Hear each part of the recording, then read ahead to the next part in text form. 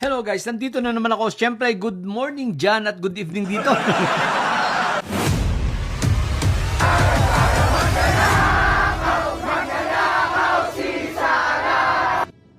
Ito, pag-usapan natin ang tatlong chismoso ng Kamara. What the heck, ang mga congressman nga naman, imbis na gumawa ng batas, ang ginagawa, mag-chismis na lang. Yes, itong tatlong to. Mga chismoso, si Erice, si Tinyo, at syempre, walang iba kundi si Lipiste. Si Lipiste na gusto na naman maging relevant at syempre, takot na at kinakabahan. Dahil mauubos talaga ang kanyang mga savings. Malamang, sabi nga sa magbubuko sa magnyunyog, pag kinalawit nito, dala pati alang. 24 billion na nag-aantay sa kanya at ang lakas ng loob nakikipag-negotiate para sa magkano? 150 or 180 million na lang daw. Utot mo, Lipiste. Patay ka ngayon, Lipiste Libentador. Pero eto guys, alam ko na nabalitaan nyo na ang bagong chismis na naman. Na ito naman daw si Lipiste ay meron daw mga screenshot ng text messages naman ni PBBM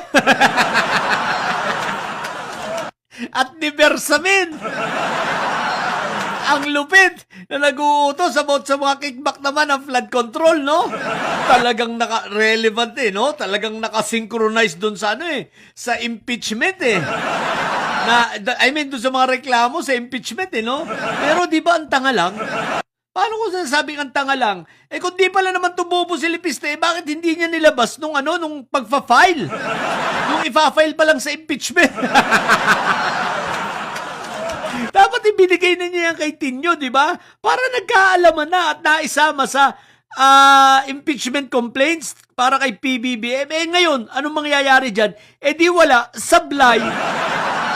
Kasi naman talaga guys, talaga naman gumagawa na lang ito. Gusto na lang, pa-relevant na lang to si Lipiste. Isipin mo ilalabas daw niya sa tamang panahon. Pero guys, ito ang nakakatawa. Nang interview nitong si chismosong si Tinyo at itong chismosong si Erice. Oy, sa mga taga-Caloocan dyan, kung may kalokohan nito si Erice, i-message nyo sa akin, titirahin natin ito.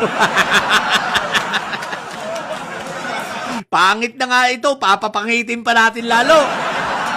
Basta mga facts mga tunay na mga kalokohan nitong si Erice tsaka si Tinyo, sabihin nyo sa akin at talagang bibirahin natin to.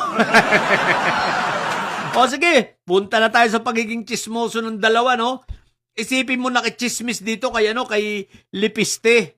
Aba, nung ma-interviewin ng media, ang sabi ni Lipiste, itanong nyo kay Tinyo tsaka kay Erice, pinakita ko na sa kanila. Nung in-interview si Tinyo, kung sabi, nakita nyo na daw po at totoo ba, legit po? Oo, nakita ko na pero itanong nyo na lang ay kay Lipiste.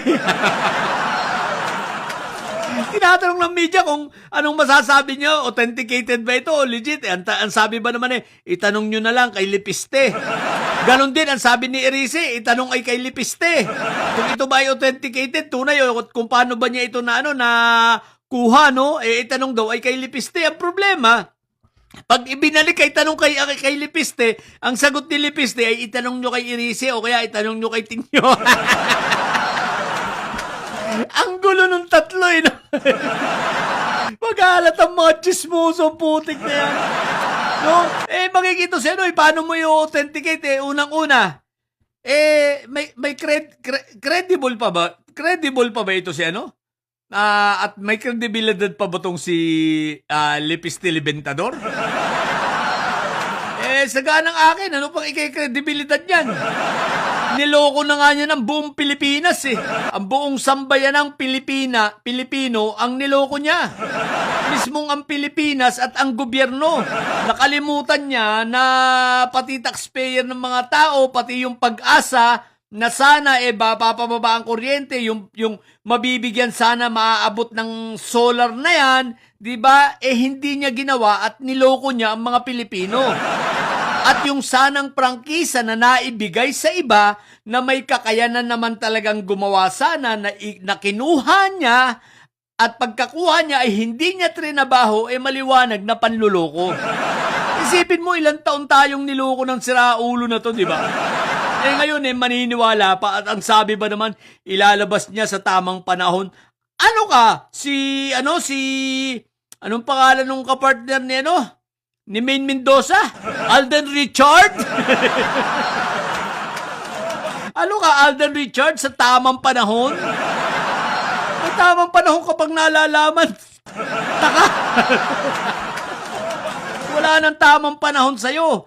Ang tamang panahon sa'yo ay kapag ikaw ay nasampahan na ng mga kaso at hinahanap sila sa'yo, hinahabol na sa'yo, yung 24 billion na multa mo, yan ang tamang panahon. Ang tamang panahon, sigurado mag-iiyak ka. Kaya House Speaker Bo GD, wag mong papayagan ito na magbakasyon ng 6 na buwan, ha?